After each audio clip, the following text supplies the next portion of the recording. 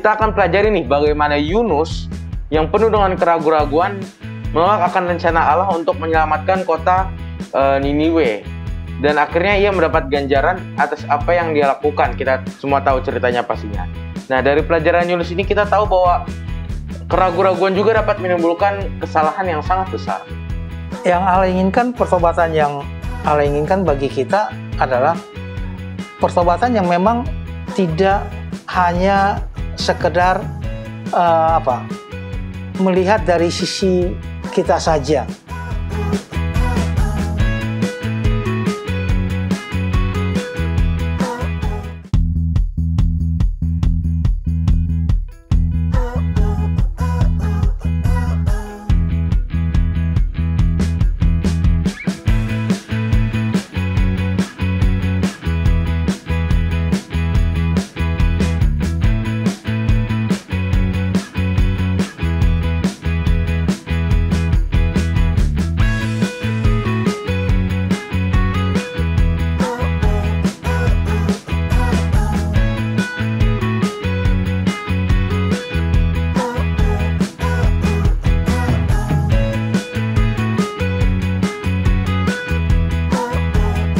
Halo teman-teman, apa kabar? Semoga hari ini menyenangkan.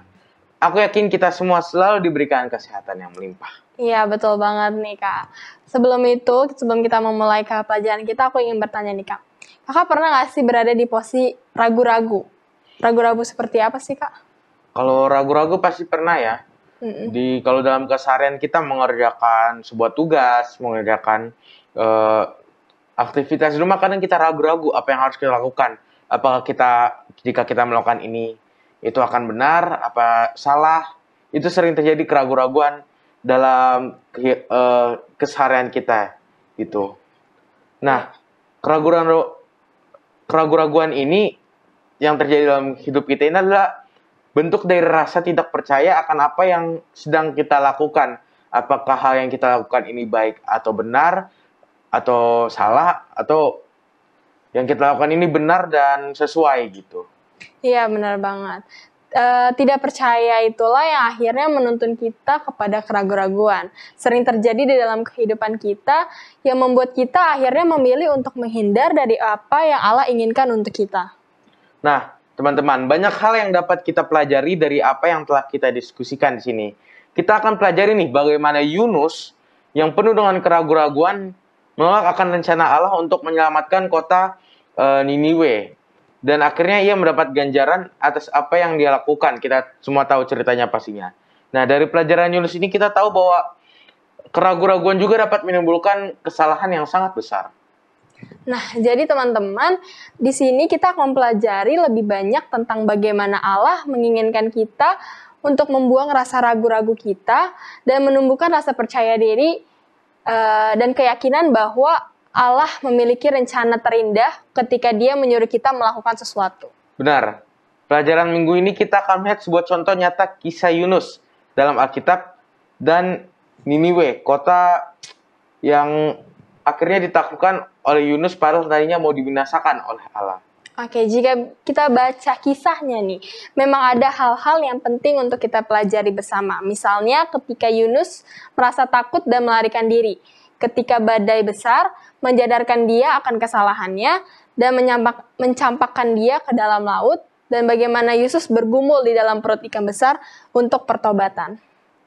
Yang terjadi masih banyak lagi kisah yang dapat kita lihat dari Yunus. Wah, penasaran banget gak sih bagaimana cerita Yunus ini?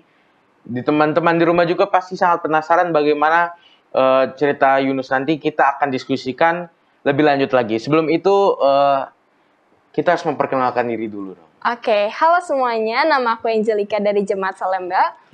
Halo semuanya, aku Noel Malau dari Jemaat Salemba. Jadi jangan kemana-mana, kita akan melanjutkan diskusi kita tetap di Cornerstone Connection.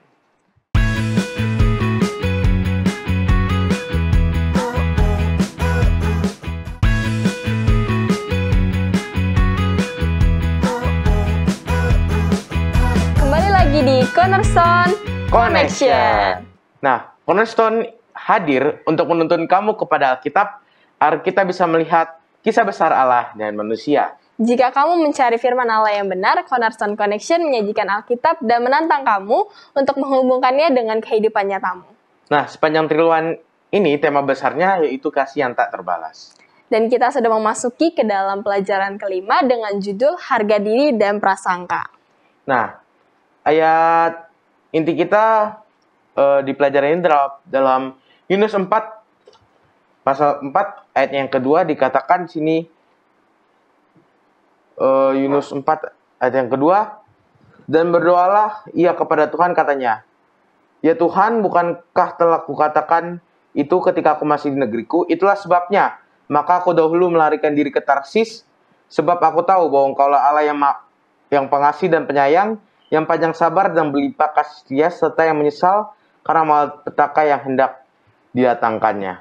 Nah, dari ayat yang telah kita dengar bersama, itu adalah sebuah kisah dari Yunus yang merasa bersalah dengan apa yang telah ia lakukan, di mana ia lari dari perintah Allah. Penyesalan inilah yang akhirnya membuat Yunus kembali bersemangat untuk pergi menginjil ke kota Niniwe. Iya benar nih, rasa penyesalan Yunus ini ketika ia lari dari hadapan Allah adalah sebuah tindakan untuk menghindari tanggung jawabnya untuk mengabarkan kebenaran. Inilah yang harus sebenarnya kita jauhkan dari kehidupan kita. Nah, ada sebuah kutipan nih di dalam Alfa dan Omega jilid 3 halaman 217 sampai 218.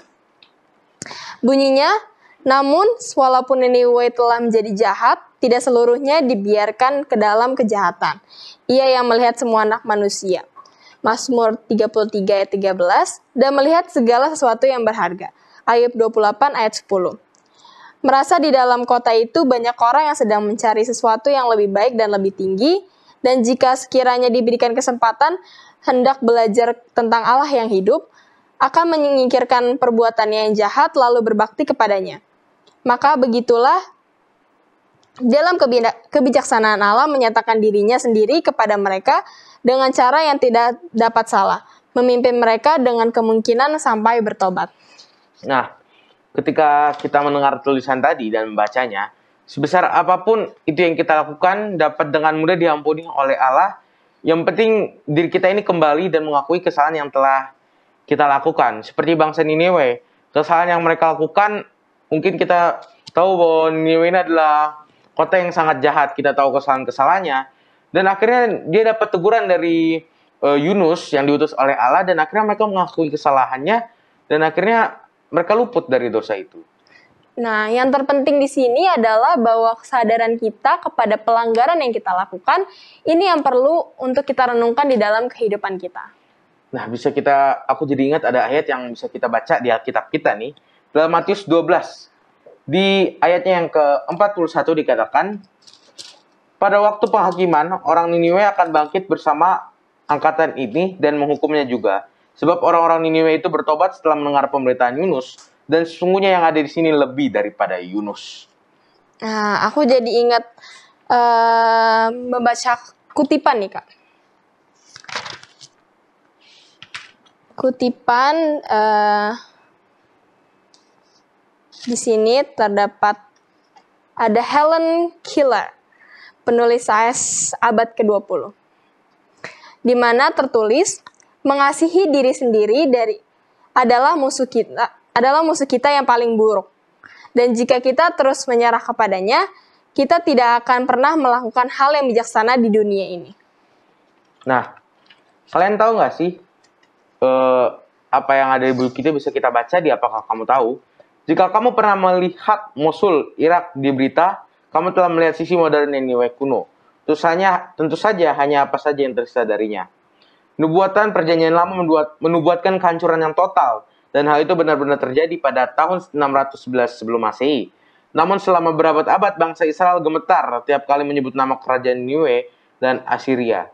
Termasuk orang yang merasa diri benar, penyelam laut yang mungkin penginjil paling sukses dalam sejarah, berdiri di dataran di mana sungai Koser dan Tigris bertemu. Niniwe berdiri di tengah timur dan barat dengan laut Mediterania di sisi sebelah dan Samudra Hindia di sebelah lainnya.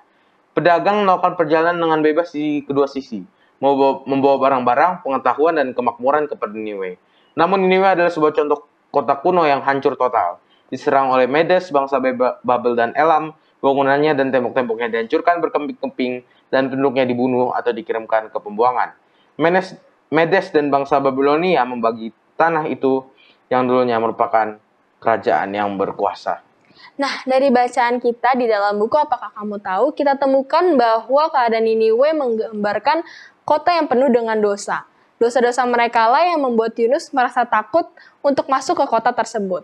Dan kita temukan di sana bahwa ketakutan yang terjadi di Yunus adalah ketakutan secara manusiawi. Dan kali ini kita melihat bahwa ketakutan juga dapat membuat kita lari dari hadapan Allah. Nah, benar banget nih, Kak. Nah, sekarang kita masuk ke apakah pendapatmu nih, Kak? Di sini ada kata, pemikiran, atau kesan apa yang muncul dalam pikiran kamu ketika mendengar kata-kata tersebut. Muslim. Muslim agama mayoritas di Indonesia. Iya, benar. Atlet. Atlet mungkin orang yang berbakat kali ya. Karena kan atlet itu butuhkan sebuah bakat dalam sebuah bidang gitu. Iya, benar. Anak yang sombong. Anak sombong, apa yang muncul di kepalaku langsung, kalau anak sombong itu mungkin yang melebih-lebihkan dirinya sendiri gitu. Iya, yang terlalu percaya diri Iya. mungkin, Kak. Kadang mungkin dia belum sampai di situ tapi dia sudah keburu sombong gitu. Itu yang ada di kepalaku pertama kali sih. Oke. Nah, kita sudah diskusi nih. Tapi mungkin ada beberapa yang belum kita mengerti. Langsung nanti kita akan diskusikan bersama pendeta di sini. Jadi kita akan kembali lagi dan berdiskusi bersama pendeta Benny sini. Jadi jangan kemana-mana, tetap di Cornerstone Connection.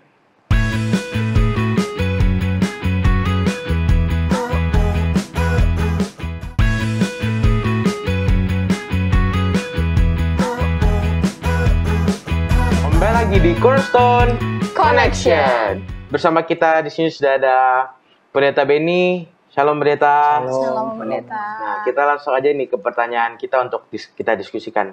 Pertanyaan pertama, bagaimana Tuhan mengubah ketidaksetiaan Yunus ini menjadi kesempatan untuk dia bersaksi dan menginjil di kota Niniwe?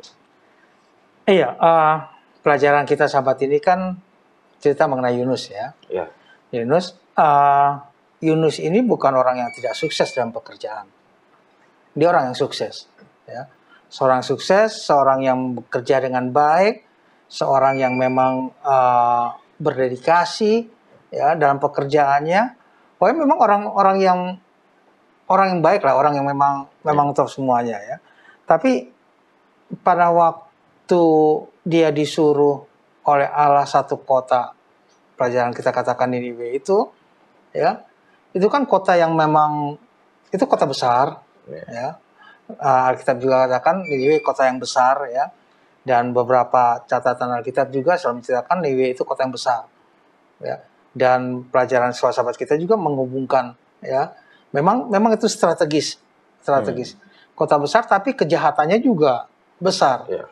Kejahatan besar. Jadi pada waktu dia disuruh oleh Tuhan, dia seorang yang sukses kok disuruh ke tempat seperti itu gitu ya. Ya. Ke tempat seperti itu. Akhirnya dia coba untuk tidak setia kepada panggilan Tuhan. Dan Tuhan bisa mengubah itu dengan juga bisa menobatkan orang yang di kapal, ceritanya ya. Orang yang di kapal, kemudian juga selain itu orang Niniwe sendiri yang Tuhan tobatkan. Di antara kota yang besar itu, yang kejahatannya sangat besar itu, kan masih ada umat-umat Tuhan juga di sana. Masih ada umat-umat Tuhan. Jadi pada waktu pekabaran itu datang, maka banyak juga. Tuhan hanya menggunakan itu kepada dia bahwa kamu mau lari kemana sih? Disuruh ke ini, kamu larinya ke sini. Sekarang balik ya. Tapi dia dalam keadaan itu juga bisa menobatkan beberapa orang lainnya. Oke, Pak Pendeta.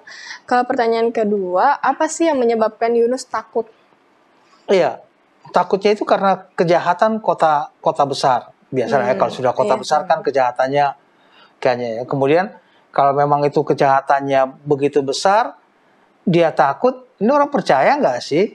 Ya. Kalau saya kasih tahu bahwa kota ini dalam waktu 40 hari akan hancur, berantakan semuanya, percaya apa enggak gitu ya?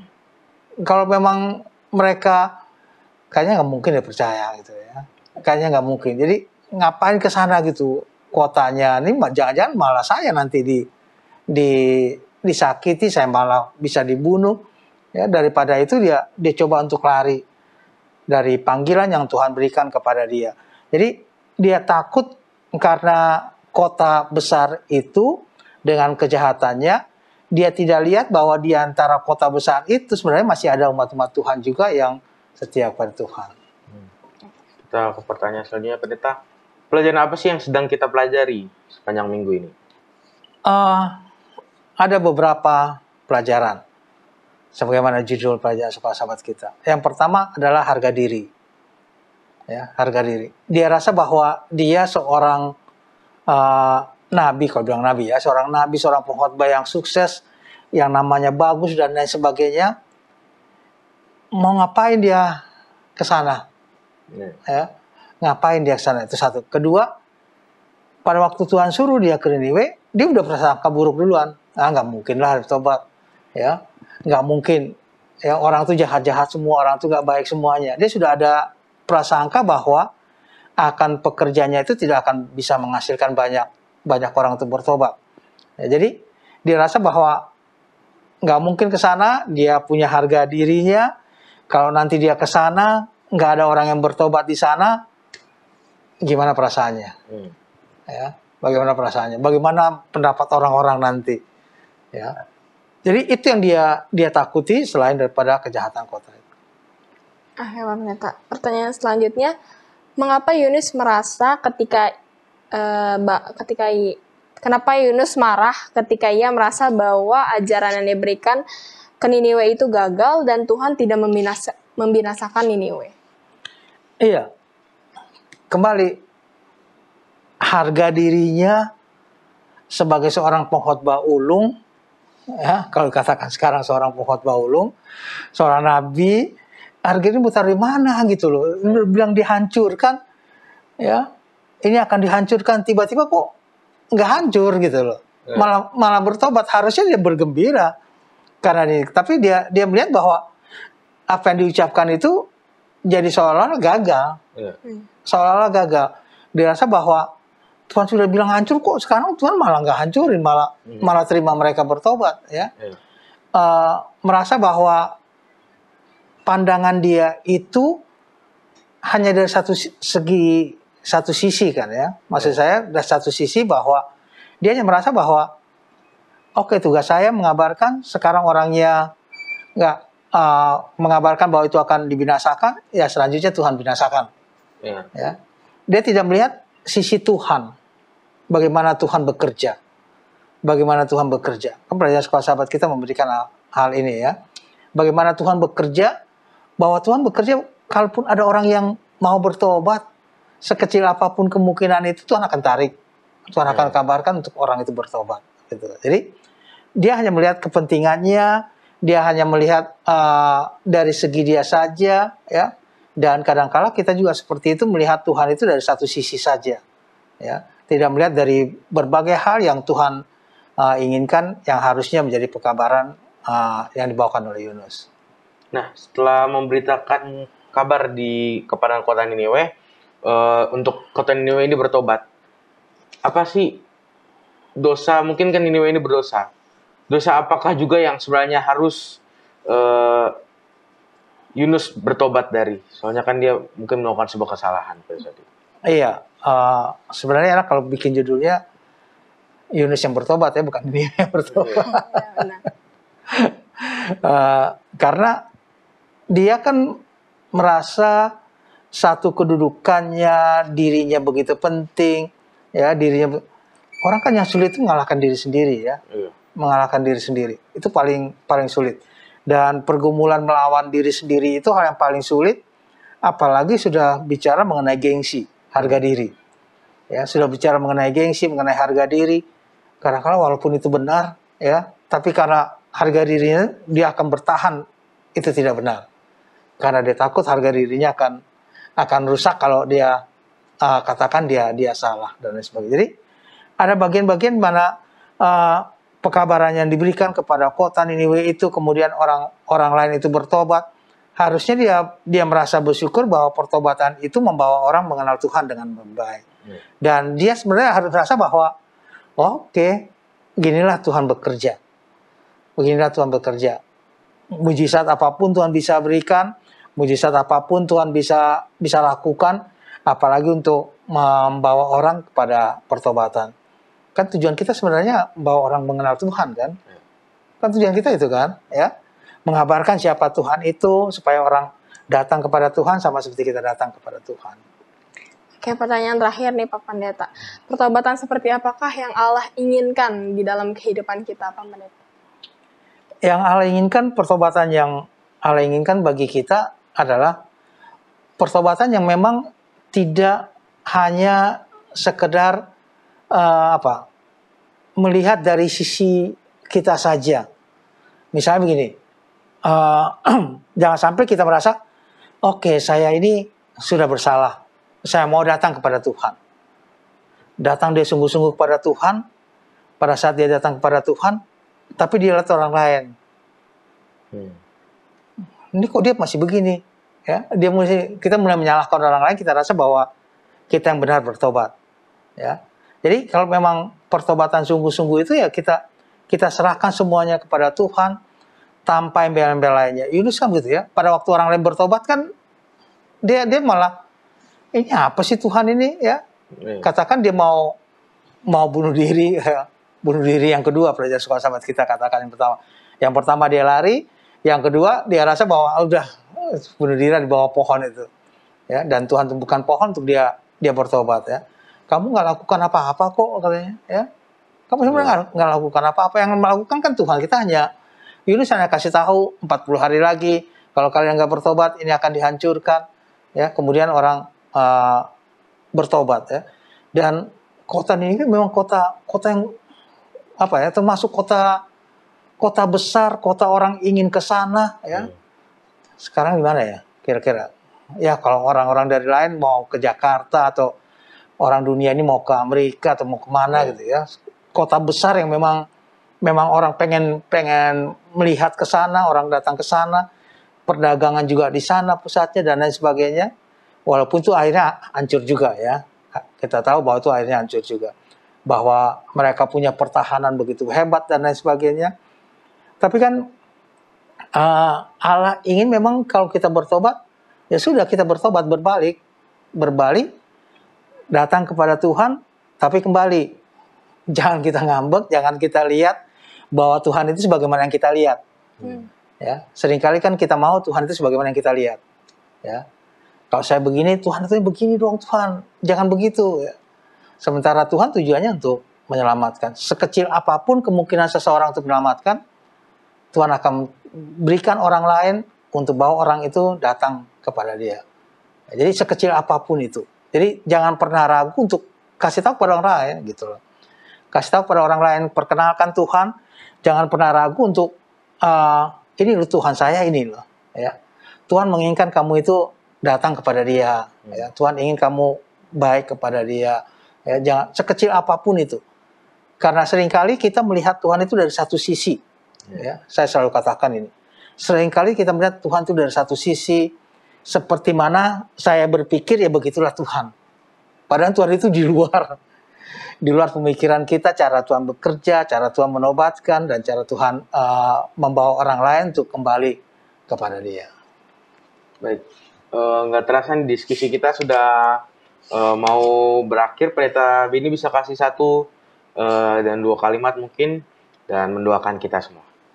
Baik, pada orang-orang muda dimanapun pada saat ini berada, pelajaran kita pada saat ini mengenai harga diri dan prasangka dengan contoh yang diambil adalah Yunus.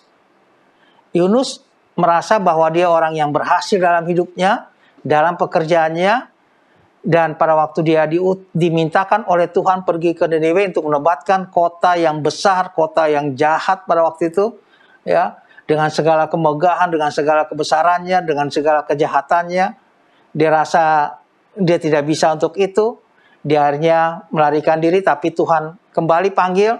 Dan pada waktu Niniwe bertobat, dia juga kecewa. Tuhan berikan contoh padanya, seharusnya dia tidak boleh kecewa. Apapun yang kita lakukan, apapun yang Yunus lakukan itu menobatkan bangsa ataupun kota Niniwe adalah satu hal yang luar biasa.